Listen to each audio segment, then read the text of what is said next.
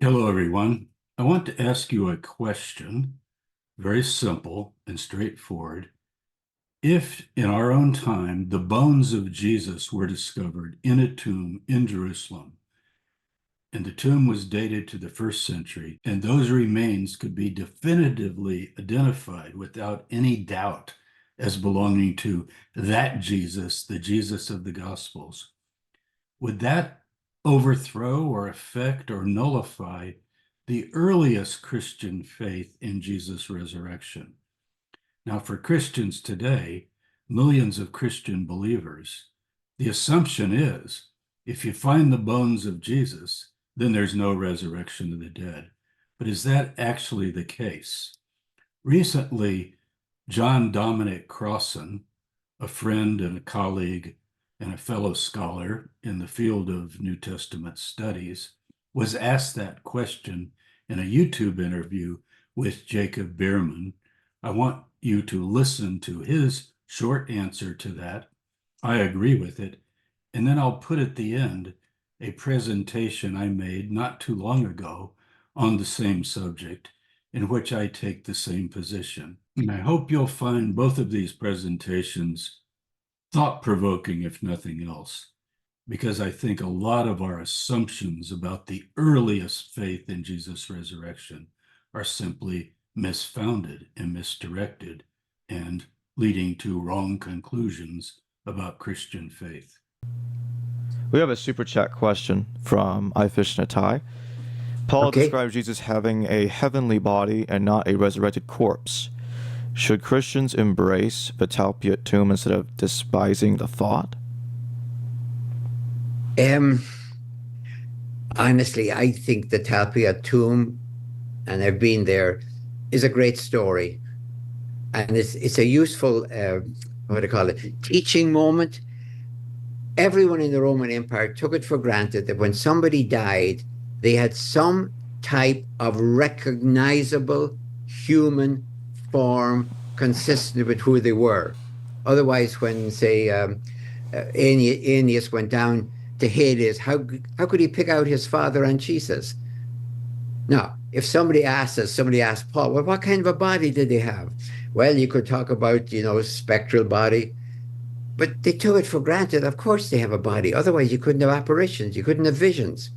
I wouldn't know who the vision was. So that was taken for granted. But I don't take that in any sense literally. It was just part of the presumption of vision and apparition. I don't think it has anything to do with it. I think if you ask Paul, okay, Paul, now we have found the Talpiot tomb. We have really found the bones of Jesus. There's a big sign there in Aramaic that said, these are the bones of Jesus. Supposing we found it and it was absolutely convincing to everyone this is valid, would Paul say, could be no resurrection? Paul would probably say, get a life. Get a life. The body molders into dust. The spirit gets its own new body. Of course, I don't think that would bother Paul at all. Because he, as he says, flesh and blood cannot enter the kingdom of God. Now, it would bother Luke, by the way, because Luke thinks that resurrection is kind of coming back to life and you can have a meal. Paul would be tearing his hair out. Could Jesus just have a meal after? Paul would have said, come on. So, no, I think any of that is interesting stuff, but bad theology. Hello, everyone. Today I want to talk about three texts that I think have been completely ignored and overlooked and de-emphasized when it comes to studying and talking about what happened Easter morning, that is, the resurrection of Jesus. Two of these texts are from our New Testament Gospels, so you might say they're right under our noses. The third was discovered over 100 years ago, buried in a tomb in Egypt, and it also gives a report of Easter morning. So let's take a look at these three texts. Why would they be ignored? Why would they be overlooked? And I think these texts give us a completely different picture of what happened Easter morning than is the common view of both conservative Christian believers as well as apologists that put forth a certain view of Jesus's resurrection that I don't think really stands up to historical investigation. So let's take a look at these texts. I'll share my screen here. So the first one is from our earliest gospel, the Gospel of Mark. What few realize in reading the Gospel of Mark is that it actually ends at this verse right here, verse 8. And even though there are three other endings that got appended to it, because those copying the manuscripts of Mark in the 4th, 5th, 6th century were not satisfied with this very abrupt ending that doesn't quite give the Easter story that people have come to believe in, had to add something. But all three of them are spurious, they're obviously forged, and the weight of scholarship today does not accept those bogus endings. So, number one, Mark 16, 1 through 8, what does it really say? Let's take a look. So Jesus has died and he's been buried. But when that double holiday is over, the Sabbath and the Passover, we have Mary Magdalene and Mary, the mother of James, I think that's Jesus' mother, and Salome, maybe his sister. They bought spices, so you can't buy on the Sabbath. They waited till after the Sabbath, after Passover, and their intent is to go early Sunday morning and anoint him. So very early on the first day of the week, that's Sunday, we call it Easter Sunday, they went to the tomb when the sun had risen. And they were saying to one another, who will roll away the stone for us from the door of the tomb? And looking up, so as they get to the tomb, they look up and they see that the stone was already rolled back. And entering the tomb, they saw a young man sitting there on the right side, dressed in a white robe. Now notice, it doesn't say an angel or anything dazzling. There's just someone in the tomb. And they were amazed. What happened? The young man says to the women, don't be amazed. Basically, yeah, the body's gone. You seek Jesus of Nazareth who is crucified. He has risen, or literally been lifted up.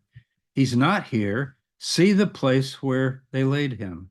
But go tell his disciples, and Peter, particularly Peter is designated, that he will go before you to Galilee and you'll see him there. As he told you. So this is in the Gospel of Mark. Earlier, Jesus had said, after I die, I'll see you in Galilee. And they went out and fled from the tomb, for trembling and astonishment had come upon them, and they said nothing to anyone, for they were afraid. So believe it or not, my friends, that's how Mark originally ended.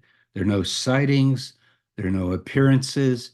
They simply find a tomb that's already been opened, the body is gone, and the messenger that's there, the young man, not an angel, says, don't be surprised. He's been taken up and he's not here. See the place where they laid him. So that's the first text.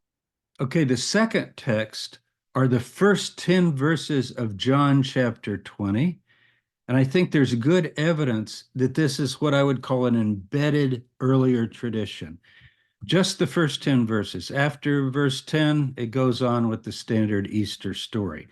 But look at just the first 10 verses, and you're going to see a very similar account to Mark.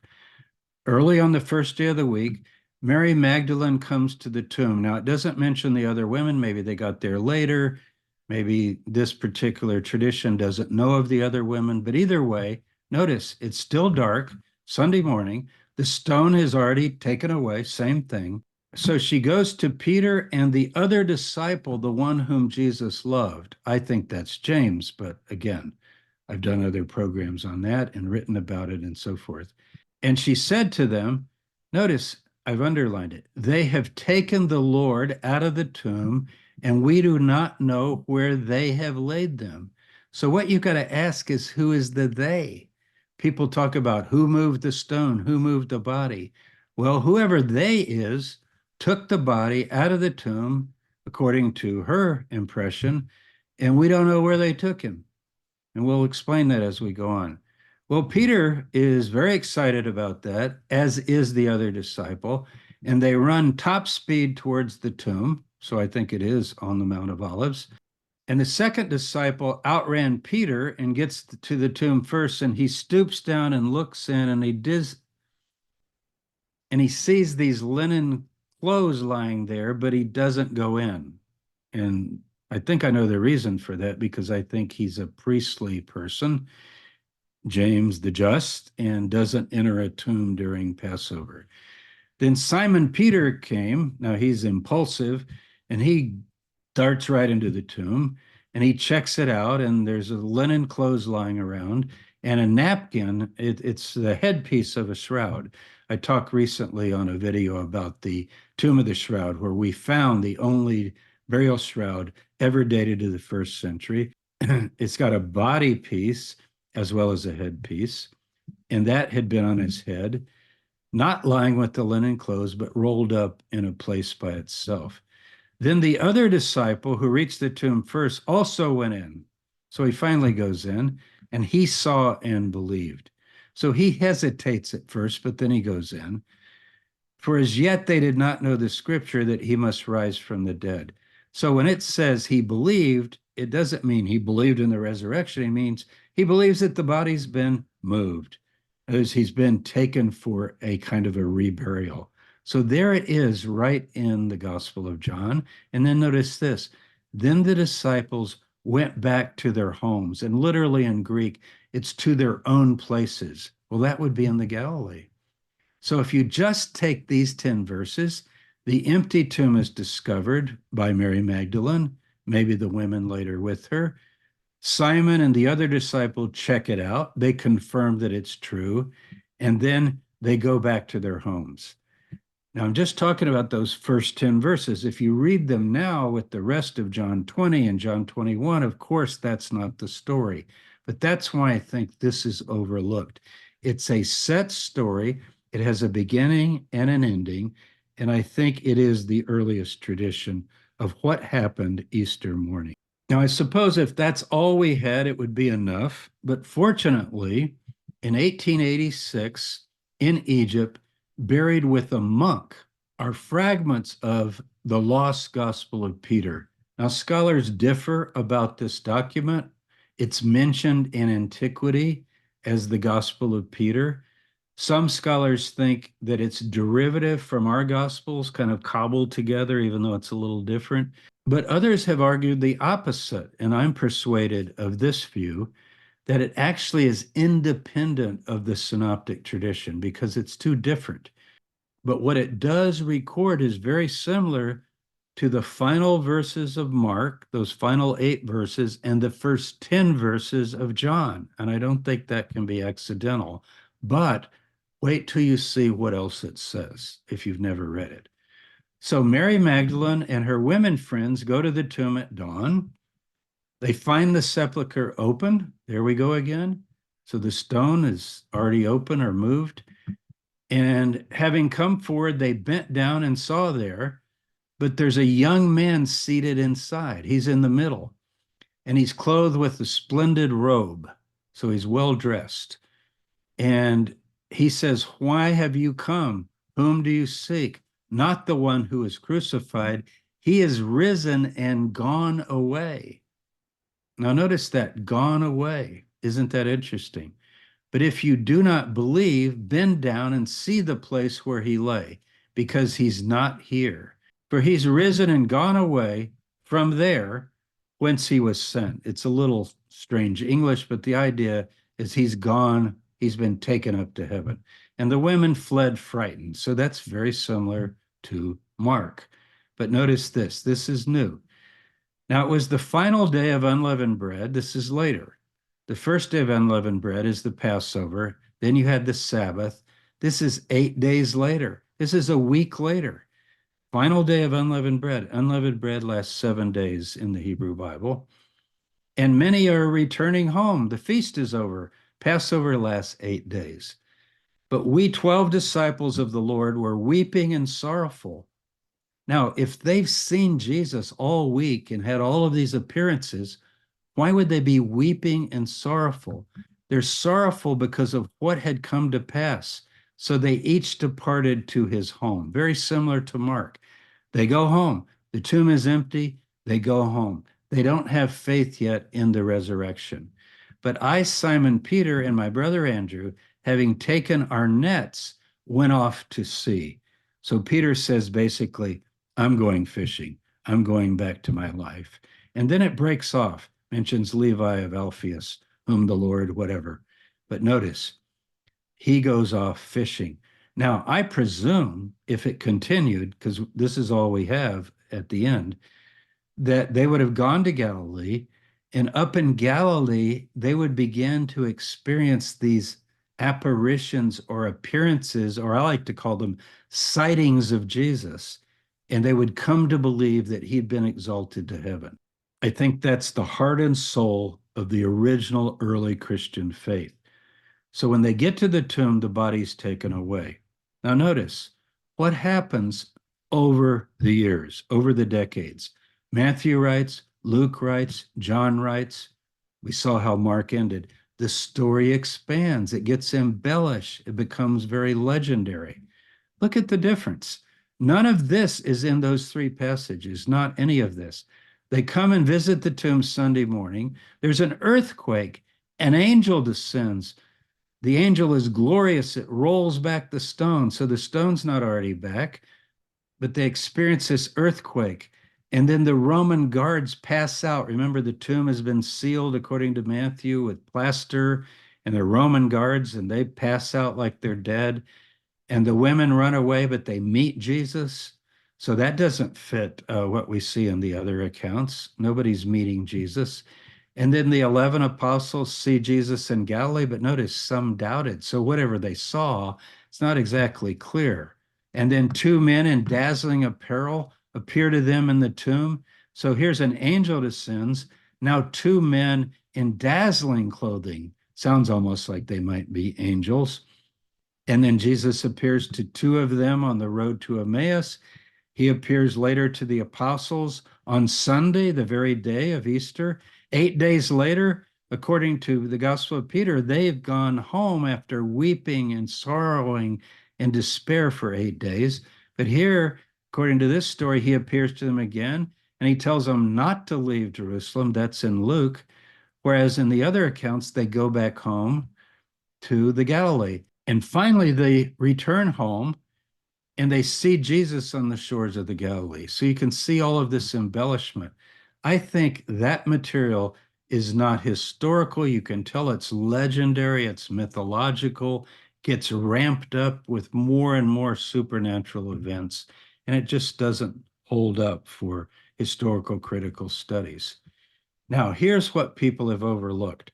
Why do those first three accounts make sense in terms of what might really have happened Easter morning? Here's why. In Mark 15, and Mark's the one who gives this very clearly, Joseph of Arimathea, a respected member of the Sanhedrin, the council, looking for the kingdom, so he's sympathetic to Jesus, he got his courage up and he went to the Roman prefect or governor, Pontius Pilate, and he asked for the body of Jesus. Pilate's surprised that he's already dead. He checks with the centurion in charge of the crucifixion, and he grants Joseph to have the body. Joseph is probably part of the family. There is some later Christian tradition that he's related actually to Mary, and that would make sense. I'm not saying that's in this text, but he has some connection. He buys a linen shroud, takes the body down, wraps him in the linen shroud, and laid him in a tomb which had been hewn out of the rock. Now, Luke adds, where no one had ever been laid, and that fits what we're going to see also in the Gospel of John. And he rolled a stone against the door of the tomb. Now, notice he does not say it's Joseph of Arimathea's tomb. Joseph gets the body and puts it in a tomb. And in this passage, which it seems like everybody ignores, John says, in the place where he was crucified, there was a garden, and in the garden, a new tomb where no one had ever been laid. So Luke also records that, but John comes after Luke. So because of the Jewish day of preparation, since the tomb was close at hand, they laid Jesus there. This is a temporary emergency burial at Golgotha. at the place of crucifixion. Now, obviously, Joseph of Arimathea doesn't have a family tomb at the place of crucifixion. I don't think he lives up there with his family. Family tombs are typically on the property of a family. And so we can see that this is an emergency burial. You can't have predators violating the body of Jesus, the corpse, over the 2-day holiday. You got the Passover itself as well as the Sabbath. But at the first opportunity, Saturday night, and notice next, and on the first day of the week, this is the first 10 verses of John again, verse 1. Mary Magdalene came to the tomb early. So the intention, they bought spices, is let's finish the rites of burial. But when they get there to finish the rites of burial, the body's gone. Where have they taken him? The burial party has already moved the body. You would think most likely Saturday night. You don't wait another 12 hours when the body is decaying. You want to get it into a tomb. And we would presume that it was buried on the land of Joseph of Arimathea. He's taken charge of the burial. And as a wealthy man, he would likely provide a tomb on his own property for Jesus and his family.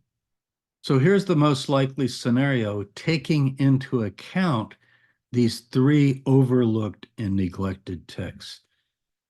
Jesus is removed from the cross around 3 p.m. before sunset, with Passover and Sabbath beginning at sunset. Perfect sense. The holiday's coming. You can't put a corpse in your house or outside your house on the Passover. Everybody's ritually purified, ready to eat the Passover. And a sorrowful Passover it must have been that night. Joseph of Arimathea, a wealthy sympathizer, obtains the body, and he puts it temporarily in a nearby unused tomb and blocks it up till after Passover and the Sabbath. Saturday evening at sunset, the Joseph of Arimathea party comes and removes the body, burying it in a permanent place, most likely on his own property. Mary Magdalene and the women come early Sunday morning before dawn, only to find the stone removed and the body taken away for permanent burial. The disciples and the family weep and mourn his death for 7 days through unleavened bread following the Passover. They return to the Galilee, where they begin to experience sightings of Jesus. If you go to 1 Corinthians 15, you get the earliest account of who saw Jesus when. Peter's first, and then the 12 apostles, and then whole groups of people, finally James and other apostles, and then finally Paul himself says he's also seen Jesus. Paul's actually our earliest witness in terms of literary composition. 1 Corinthians 15 is earlier than any of our gospel accounts. And what does he say? I've seen the Lord. Well, the Lord that he saw was a glorified heavenly Christ that's been exalted to heaven according to his belief and his faith. And he says it's not flesh and blood. The resurrection body is a life-giving spirit. That would be what they saw when they got back to Galilee. They began to have sightings of this glorified Christ seated at the right hand of God and so forth. We've actually got one of those visions in Acts chapter 7. And in that chapter in Acts, we have the tragic, brutal death of Stephen, one of the early followers of Jesus, and he's stoned to death brutally by a mob. And he looks up and he has a vision of Jesus at the right hand of God. That's the kind of experience the disciples had, and it fits perfectly these texts. So if you take these three texts, the first 8 verses of Mark, the first 10 verses of John, and you add to it the Gospel of Peter, I think you get a pretty good handle on what really happened Easter morning. Basically, the body was removed from the temporary tomb. It was reburied, but faith in resurrection only began back in the Galilee when people began to have visions of the glorified, resurrected Christ, as Paul did and as he describes. And remember, he equates his visions of Christ to that of the apostles. So think about that.